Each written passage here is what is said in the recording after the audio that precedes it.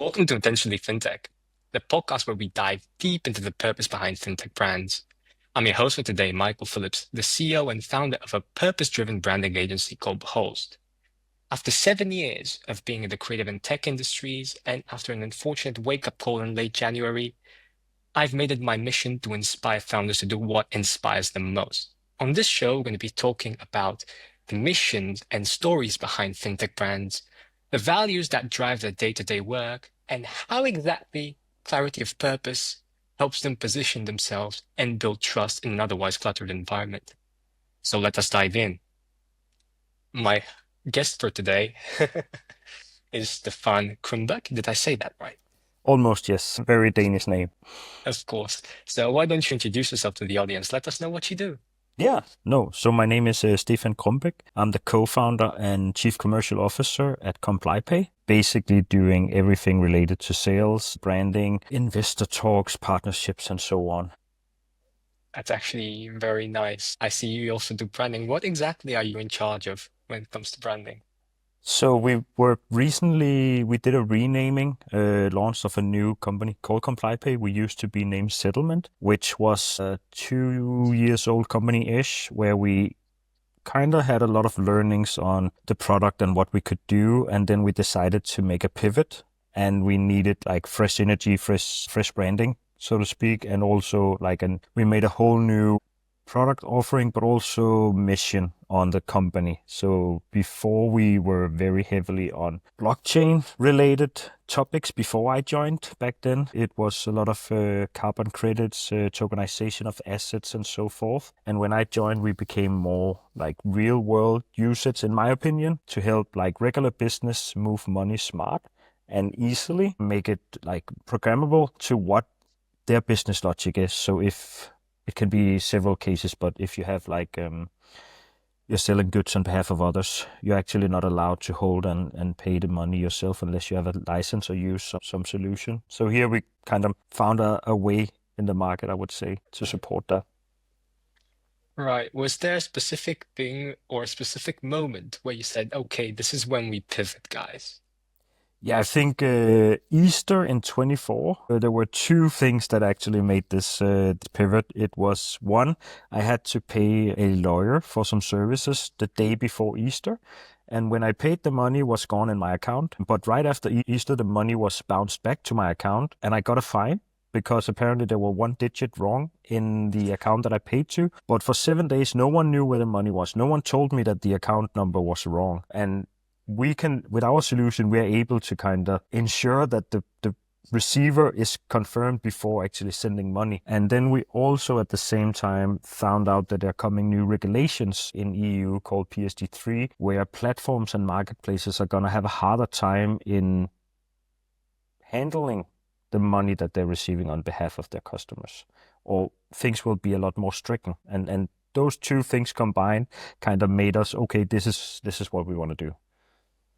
Right. I know from the past guests we had here on the podcast and from my personal chats with friends, because I also have a major in finance, Yeah. investment, and what was it? Investment and econometrics. So yeah, that's a very nice story. How did I end up in the creative industry? Yeah, Good question. exactly. Good question. But I know that the three pillars or the three, I don't want to say pain points, but the biggest problems on fintech founders' mind is regulation and Yes. how do you work your way around that? The resources, which are very limited, and Mm. especially you're in the branding sector, so you understand how important this is Yes, for any brand, exactly. but no one invests in it ever in the beginning, and that's a handicap. Yeah, And also how you bring customers in. exactly. I think with my experience, we actually decided when we launched ComplyPay to pay an external branding advisor. So we had a person coming in and taking on the whole branding and narrative of things to make sure that one, we had something visually nice. It helps in customer conversation. It makes trustworthy. We had some also when we're talking to investors, it looks nicer and it's easier to explain what we're doing. And I think the third one that I was very keen on was I want to be the naughty boy in the class somehow. So a lot of our branding and marketing efforts that we're going to do is going to be around being a little more naughty than the rest of the world, to kind of stick out from all the other ones in payments. And I think our branding advisors told us very well, when everyone's sick, sack. So do something else than everyone else. And that kind of stick with me so far. So we want to be that a bit, not aggressive, but towards aggressive on our branding and marketing efforts. I've noticed. Yeah. So yeah, so it's a bit different, but we already see it when we're talking to customers. We're getting more inbound leads. People get it quicker now than the homepage that we had before. So I think, and I don't think it's very common for a startup with 9 employees to actually go out and spend money on branding. But for me, it was a crucial point to actually have that one fresh start. We have former company, now we're doing a new company, and we need to have it spot on from the get-go. Right.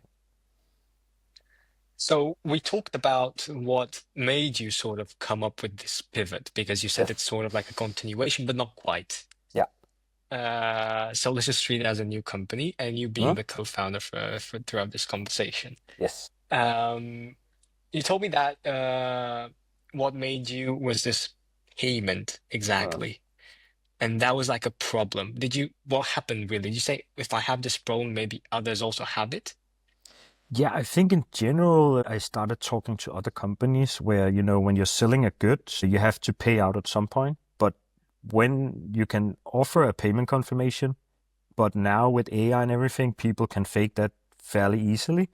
In the regular banking payment rails, SEPA and SEPA Insta is quick, but SEPA and even Swift, it takes a long time to actually receive the money. I just had one where it was paid on Friday, the money was there Tuesday, and no one knew where the money were in between, and that is last week. And we were like, okay, so if you're selling goods on behalf of others and you have to give them money at some point, why don't we utilize blockchain as the accounting ledger for this? So we can instantly shift money from one person to another, and it takes seconds, and the ownership have already switched, and it's full transparency. So everyone can always track the money. And then we started talking to different players, and a lot of them had the same issues. Either one, they have to be compliant in terms of segregating money away from their own accounts. Two, splitting of funds can be very manually and tricky, where we can do it automatically with our solution. And I think those two big ones, together with the new regulation called PSD3, just made a ton of sense chasing down that road. Right. We've spoken a lot about the what of your company, but Yes. this is intentionally fintech. Let's get to Yes. the intention, shall we? Yes. So, from what you told me, from what I understood, you started from like a gap in the market. Yeah. You saw a gap. Is that the way you perceive this gap? Was it maybe inspired by some why that you have? Do you have maybe a mission, higher purpose that you're trying to solve through this company of yours? I think like the big one, which is some years down the road, is if we could come in and replace letter of credit with our solution, that would be massive, because that is an area that seems like it hasn't been touched for ages, especially not on the technology side. And so that one there. And then I have a personal mission also, is I have a lot of friends who are making marketplaces and platforms, and all they can do is use solutions that are very expensive. There are very few players on the market, and they're very expensive, not very flexible, and definitely not very user-friendly in terms of support and so on. Not gonna mention names, but there are like 2 or 3 big ones. And I Yes, had you an know that. idea. Yeah, I think most do. But I had an idea there. Why do people have to be stuck with these providers? So actually, we made our solution agnostic on this topic, saying you don't have to stick to one. You can stick to whoever you want. If you want to have a Danish one, if you want to have a Baltic player as well, you can have as many as you want if that's your need. But we can be that agnostic player on making sure that your payouts are compliantly handled, and you can use whoever you want, and don't have to like go with one provider that is taking a lot of percentage on your bottom line. That is very nicely put. And When I talk with clients at the host and when we do this, they always give me a big story, and my job is to make it short. So shall we try to do that a little bit with you here on the Yeah, we can do podcast? that. So you told me about your why, that you're very frustrated that people have to pay these percentages, and you can offer maybe something or even mediate and offer trust. So the way I see you, you're just here to bring trust, and your why is to be the Robin Hood, if I may, in a Yeah, way, yeah. the Robin Hood of the transaction vertical, if we may call it that, then ensure that no one's getting scammed or their bags are taken out of their hands or Yes. they have to wait too long and there's that uncertainty. So you want clarity. Yeah. I think if I had to put it down in one sentence, it's also bringing power back to the business. So instead of being reliant on whatever they decide, you can take the power back as a regular business. I think, Wonderfully put. yeah, I think that's maybe one line on the one liner that I would go with. Okay, well, I'm here with you and I really feel inspired by that. So I hope that our audience also feels inspired and they check out your website, Yeah. which is going to be either in the description if you're watching this on YouTube or an Apple Podcast. There's a about description thing. You can check it out there. You guys can check out Stefan in there. But let's move on to we already established your why. Yes. How does this why show in your branding? This is the most important thing because are you familiar with the golden circle? No, only the movie, I think. Okay. So yeah. So I actually didn't come prepared with a whiteboard to come and draw something here, but imagine three concentric circles, right? Yes. In the circle we have what, in the center we have why, Hmm? in the middle section we have how, and the outer section we have what. Yeah. And our goal in branding is to talk from the inside out. Yes. And to start with the why, move to the how we're different, and finally what we do. Yes. So when I ask you, how does your why reflect in your brand? I'm asking, how does it show? Do the colors express it? Does the communication, the voice the brand speaks with? How does it show up in the product, the team, or even the way you talk about your brand? Yeah. So I think on the color, we decided to go with blue, which is very much finance to kind of stay within that frame, but we decided to take it very blue, I would say. So on the, I think our branding advisor said that if you want to print this, this is almost impossible to print because it's that Yeah. like neon-ish blue. And otherwise, what we focused on was making it very humanized, giving it a human touch. So people buy from people.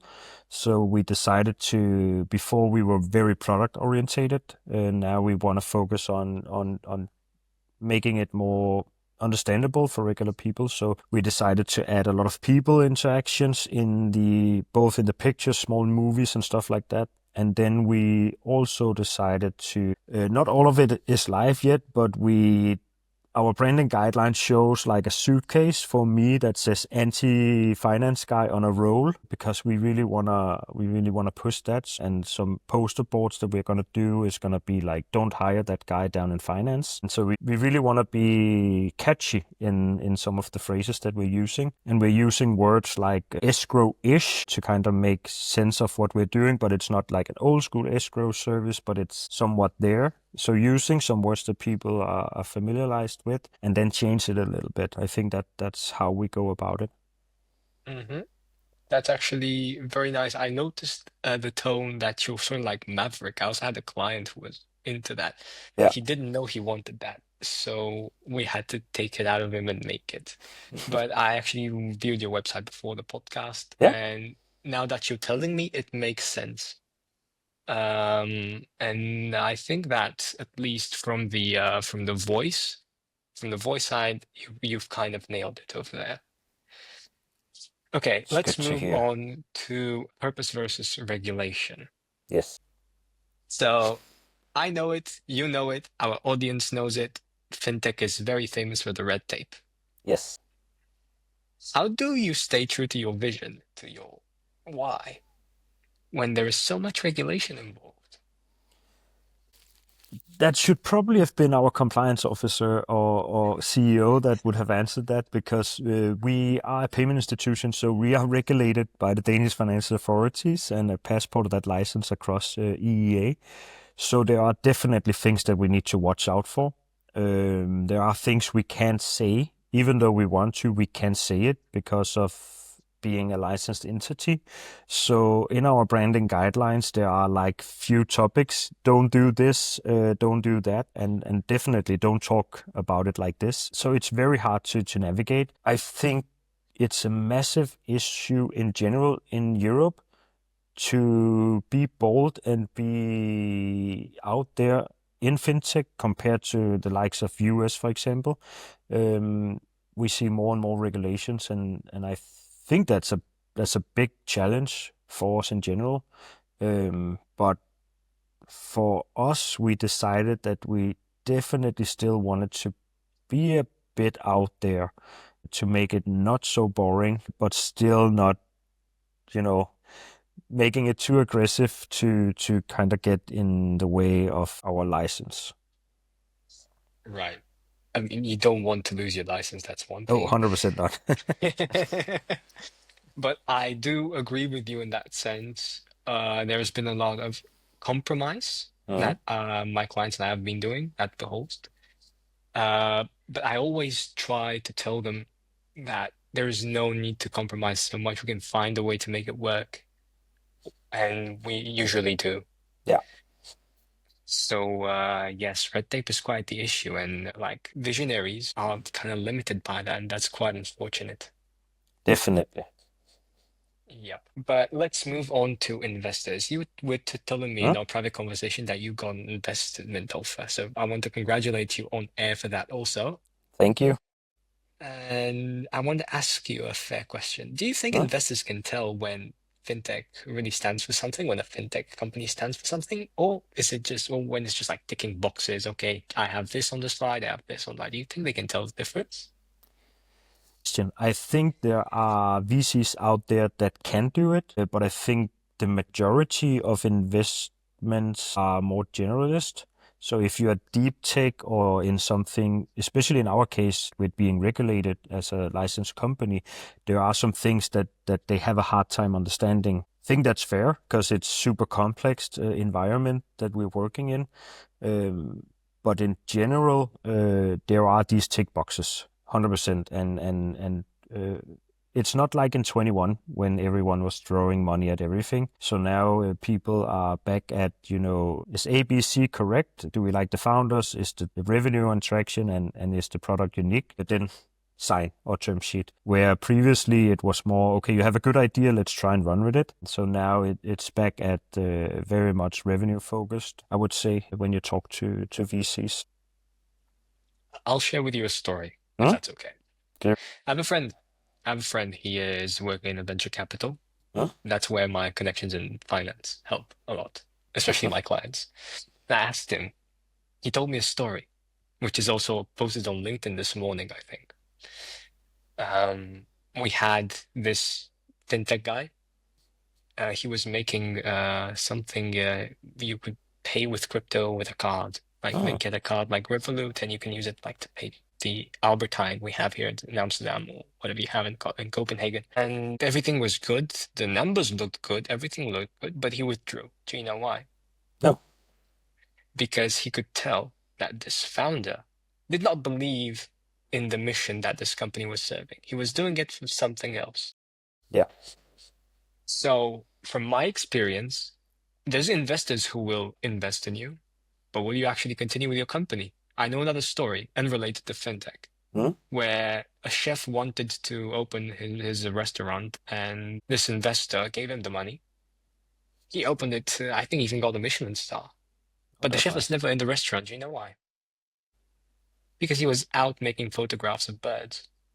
Okay. Yeah. So that's why it's important that companies get to have their Yeah. purpose aligned.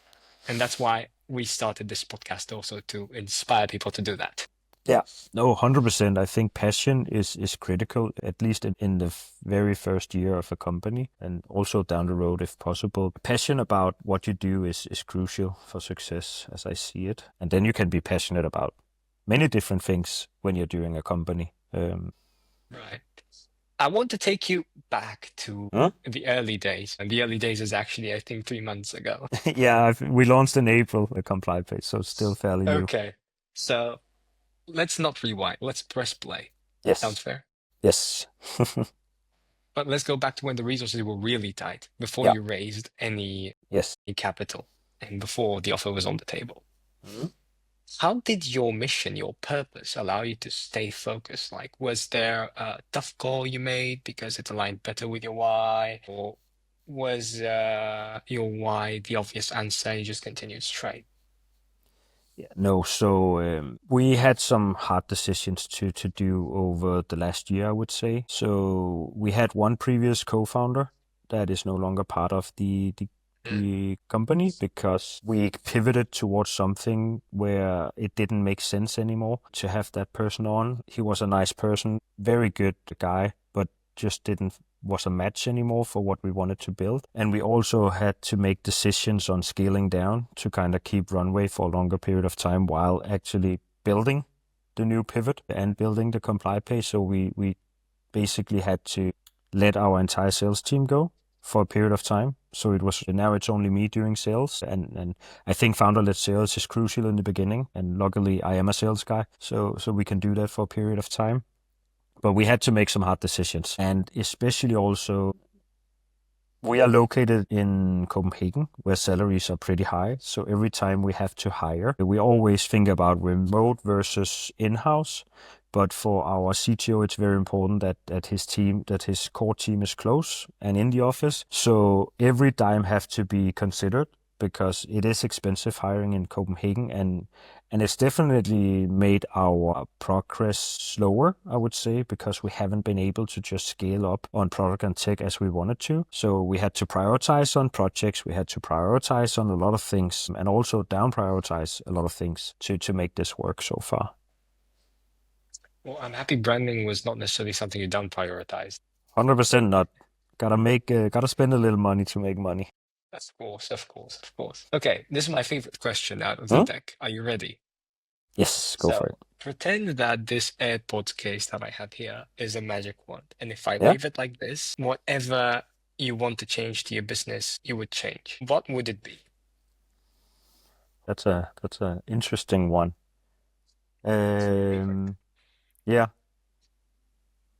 I th- I definitely would scale up our tech and product team because we have a massive pipeline that we need to activate, but can't activate it until the product is 100% there. We are almost there, and every partnership has small twerks, so companies are just lined up to go live. And if we could get more resources towards that, that would be amazing. But then, resources require money, and the money of the companies are coming when they go live. So if I could make that happen somehow without having to either raise money or do something else, that would be amazing. So I don't know, free people or something. I don't know. Well, this is just the AirPods case, so Yeah. I don't know what happened. No. This is just an AirPods case. I can't help you with that. No. No. But that's an interesting point of view. And maybe we'll get back to that if we still have time at the end.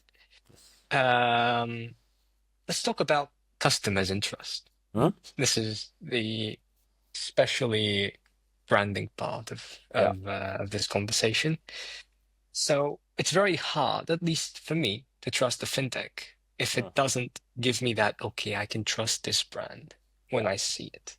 And it's literally no small feat. So do you think that your why, your purpose, is helping that? I hope so and believe so because for me it's been crucial that everyone in the company knows that we are handling other companies' money. It's the most important thing for a business to run is to basically have liquidity, and we are handling that. So it's crucial how we talk, how we engage with people, and how we basically just behave ourselves in every aspect of what we do. And trust is crucial when we are talking to businesses. So one, we have to react fast if something goes wrong because it is people's money. And two, when we talk to them in sales conversations, you can't be that pistol quick guy because we are talking about something crucial for their business. It's how they move money for them and their customers. So I hope and believe that we are doing that, and still with a bit of naughtiness in our conversations. But at the end of the day, we are a licensed entity and we have to be a trustworthy partner. But we can do it in a more fun way than a regular business or regular bank can do, maybe. Okay, I'll let you on a little insight, which Huh? 90% of the branding companies don't know because it's not something you learn in a creative fellowship or something. It's rooted in psychology. So we have two parts of our brain. I'll call them the old brain and the new brain. The old brain is related to emotion, while the new brain is very logical. You notice that in fintech, everybody is very logical and we do this, we revolutionize fintech, we build a blockchain system in order to keep the books of the companies. Yeah. Everything is very logical. But the thing is, we don't buy logic, we buy emotion. To put it in the context of our conversation in Intentionally FinTech, people don't buy what you do, they buy why you do it. Yeah. So your hope is actually a very good direction. You need to make sure that the customer understands your why. Yeah. And that's where branding helps actually. 100%. And moving on from this inspirational and trying to get understood by the customer into something quite, which is the next step. Hmm? Let's say years from now, you're already on your Bahamas chair, you have a pina colada, or there you go, the electricity is back. For those who are listening and not seeing, we just had a power outage in studio. Let's just say years from now, you have your pina colada and you have your Mai Tai, whatever you want to drink, you're on Hawaii with a little umbrella. Hmm? What do you want that the industry think about you? How do you want to be remembered? What do you hope they will say? Not, I'm not talking about slogans or Yeah, no. witty comebacks. Just what's your legacy? Let's put it like that. No, I one of the things is that I'm still impressed by how banks work. The systems were built before the internet and they're still used today. That amazes me, but also scares me a bit that we are relying on such old solutions. So I hope that me and my co-founders have been part of changing that, what kind of infrastructure we use, so that we make it more accessible in general to have these type of solutions that we are offering, that it will be the standard, and that we will look back and say, how did we ever accept that no one knew where the money were for a period of time? But now it's just a standard that everyone transfers on these type of solutions. I hope that I can be one of the people that help move towards that and give power back to businesses in general. So if I understood correctly, you want to be remembered as a pioneer, the one who found the money. Yeah, maybe. Yeah, that would be crazy, but yeah. Okay, and that is actually a very good thing because when we talk about what we want, you're the actually very first guest who said something which was not so idealistic. Yeah, I've had once the podcast is live, you're gonna see it. yeah, that's good. That's good. But yeah, okay. Let's talk about the industry a little bit. Hmm? You're in the industry. I technically should be in the industry, but I took a different path in life. Can we say? If more fintechs actually acted with purpose, not with just like ambition or try to revolutionize fintech, I've seen so many times that thing on LinkedIn. Have you as well? Yeah, Yeah. definitely. What do you think would change? I think we could bring a lot of trust back to the industry if we stopped saying that we are all the leading platform of something or the leading provider of something. I can't mention how many times I've seen the open banking leader of Europe, and it's basically everyone that works within open banking that is the number one in that area. And I think in general, if we stop playing around with these buzzwords like orchestration stuff and being the leader and so on, we can bring in more trustworthy to the industry. I think in general, we need to be way better at just what is it that we do? What is it your solution is doing? What is the problem that you're solving? And how can you help other ones instead of these buzzword things that are flying around all the time? I'm getting a bit tired of it, seeing that everyone is number one. And I also seen we have so many companies that are just built upon layers of others. So I'm building a UI on top of something else that basically does the same. Those type of businesses seems like a quick win, and I'm a bit sad that that is happening. I very much would like that we are fewer companies, but with a better purpose and better offering to clients in general, instead of all these on top of someone else solutions. Right. This is something which I would like to expand a little bit if that's okay Huh? on. So in marketing, we have two ways you can inspire or to get people to do what you want. Neither is right or wrong. It's Huh? just two perspectives. You have manipulation Yeah. and inspiration. Manipulation is like five left by now. Manipulation is like we are the best in the industry. Manipulation is like buy one, get one free. Yeah. These tap into the idea of, okay, I'm getting it because it taps into the FOMO, and these are just ways of manipulating your brain into getting that. But what does this give me? At best, a repeat customer. Yeah. But my goal as a business is to get a loyal customer. And that's what you do with purpose, with why. Exactly. And I noticed that we're quite alike in the way we think, and that's a very good thing. That's when we have very good chemistry over this podcast, over this episode. And I would like to end with a final curveball. Huh? Let's see if we have time for that. I think we do. Let me know if you're up for it. Let's go. Are you familiar with the celery test? Celery test? Yes. No. Celery as in the legume. Yes. Okay. I'll tell you what it is. If you're into getting people healthy, what you're going to do is you're not going to offer him McDonald's. You're going to offer him a celery or salad, something healthy. Huh? So what this test is meant is just show your brand and see whether your belief, your why, what you stand for is reflected in the brand.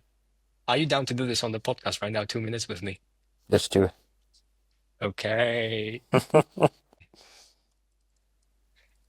Okay, so what I'll do is I will put the share screen. Yeah. So the ones who are watching on YouTube can see it. And if you're listening to this on Apple Podcast or Spotify, there's a link where you can see this right now with the timestamp you're supposed to see it. I think it's 35:33, according to the digital studio. Okay, so let us share the screen. Let me know if it's seen. I don't want to. Okay, let's see. Can you see it? Yes. Now I can. Perfect. It means that everybody at home can also see it. Let's refresh the page. So we get this. Wow. So we have a proper animation which goes in line with the Maverick style. Let's see. The blue is something which we see a lot in fintech. And if we were to actually look at this from the perspective of being Maverick and Robin Hood and standing out, this doesn't necessarily align with that. I would look for a different color, Huh? and position stuff differently. Because if we look, this reminds me a little bit of Stripe, the layout. Like you said, everybody builds on top of the UI. Yeah. So there's some similarities, not necessarily bad, not necessarily good, but we're here strictly analyzing the why and how it reflects. Seamlessly, okay, the copy looks okay, and I know exactly what you're talking about. Escrowish, I've seen it Yes. when I was looking. This is actually very good because no one does this, and it grabs my attention. I also like this color over here. It goes with the Maverick style, and having code over here, that's good. Event-based. Very techy in that Yes. sense. I can see that. And we have integrations, redocumentation. Let's see what documentation looks like. I know I've seen it opens it up in a new page. Here we go. Documentation, I wouldn't say synchronizes with the brand. I'm not saying, actually it should, because it's all one company. Yeah. So I think this is a different font if I'm not mistaken. And that's not necessarily nice. Okay. So Yeah, that's maybe it what I is. would see. That's what I would see. Let's go how you show. This is the most important. And I've seen some user experience issues, but that's not what we're here for. Okay, I like the colors a lot. And the way you're putting these in, they are very good and they go with your Maverick style. The That's good. about, let's see this. Okay, I like this. This is good. Okay, now we're talking a bit. Yeah. Mm-hmm. This is nice. Okay, yeah. Okay. Do you want my verdict? Yes, go for it. Perfect. So, after what I've seen, we have the colors. We have the blue, which is something which you see every single time. And this is a blue which lays outside of the CMYK spectrum, what we can render with printers. Hmm? So if you want to be at Money 2020, for an example, you would have a different color. Yes. And in my perspective, that's a bit of a problem. But the font you've chosen screams a little bit either Stripe or Revolut. I would go with something else, something a little bit sharper, something a little bit that talks exactly this thing. I'm Maverick. I'm literally Robin Hood, what we discussed today. Yeah. So if you were to tell me right now, I wouldn't say you're Robin Hood in finance or fintech. I would say you're Stripe with trying to get Robin Hood. So do you pass the celery test? I would give you a 5, let's say, just about. Okay. Yeah. No, I think it makes sense what you're saying. As soon as you went through it, I also noticed it. But, when you're so deep down, you don't really recognize it in the day to day. And it's Yeah, not that often you go into your homepage. right.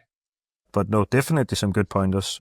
I should maybe check Sandbox more out also and the Yeah. documentation as a sales guy because there it definitely stood out that it was something else. Yeah, That and was a that's nice not catch. good. No, that was a very That's good not catch. good because and literally this desynchronization also lowered your grade quite a lot. So it's very important that for me a passing grade is 7. If you have 7, Yeah. it means you're good. If you get more than 7, we're already talking Apple Steve Jobs visionary type of things. Okay. That's rare, but you can get there with proper help. Yeah, But honestly, not too bad actually. But that's there's good. pointers where you can actually move on and to grow trust. But yeah, I think we just passed our time mark for today a bit, but I enjoyed the conversation. I hope you did as well. Likewise. Pleasure, Michael. Okay, thank you guys for tuning in on this episode of Intentionally FinTech. I've been Michael, your host for today. Make sure you check out the other episodes, see the other stories behind your favorite and upcoming emerging FinTech brands. This was Stefan with me, and thank you guys for listening. If you want to say something in the audience, final Well, thought. thanks for listening in and hope to see you out there. Of course, I'll link you guys his social and everything in the description or information tab, whatever you're listening this to. Have a great day.